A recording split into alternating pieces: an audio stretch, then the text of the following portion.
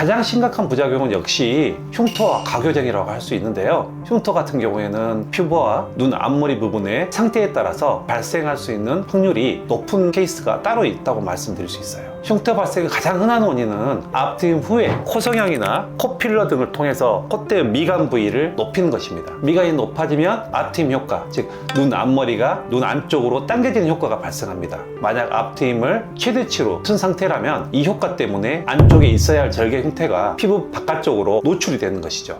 이 영상을 시청하신 분들 중 코 성형과 앞트임 계획이 있는 분들은 무턱대고 수술을 진행하지 마시고 의료진과 코 성형, 코 시술에 대한 계획에 대해서도 충분히 상의한다면 앞트임 흉터를 만들지 않는 만족스러운 수술 결과를 얻을 수 있을 것입니다.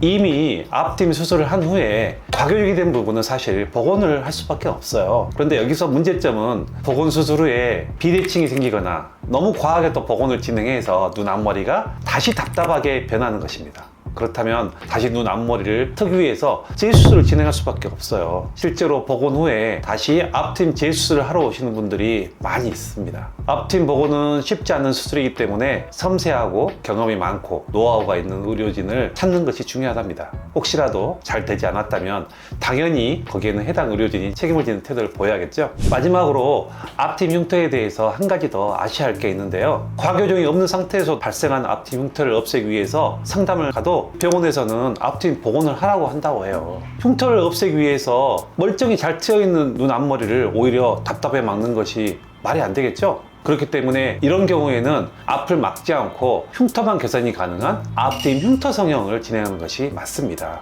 많은 환자분들이 생소한 수술 방법이라고 생각하실 것 같은데요. 이 부분에 대해서는 나중에 다시 설명을 드리기로 하고, 혹시나 궁금하신 분들은 제가 운영하는 네이버 블로그를 통해 사례를 확인해 보면 도움이 되실 것입니다.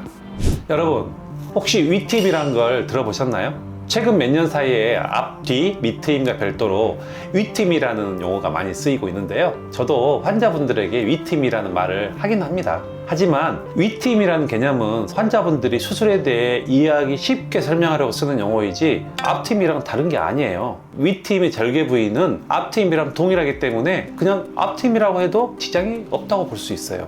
그런데 몇몇 성형외과에서는 위트임이 앞트임과 완전히 다른 별개의 새로운 수술 방법이라고 말을 하고요. 트임을 눈 앞머리 안쪽으로 하지 않고 위쪽 피부를 더 많이 제거한다, 그냥 그게 전부거든요. 근데 이걸 왜 굳이 따로 설명할까요? 한마디로 말해서 돈을 더 받으려고 그러는 거예요. 앞트임 비용도 받아놓고 위트임 비용을 별도로 받는 거죠.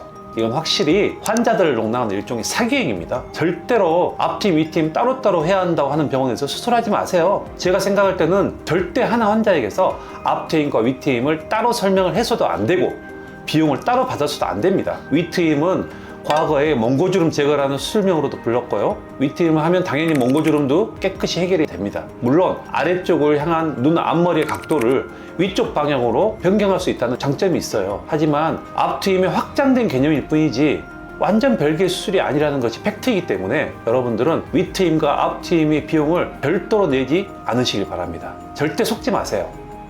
오늘은 여기서 영상을 마치도록 하고요. 다음번에는 앞서 언급한 트임 흉터 제거 성형에 대한 영상으로 돌아오도록 하겠습니다. 트임 흉터 때문에 고민이신 많은 분들은 구독 잊지 마세요. 구독, 좋아요, 알림 설정.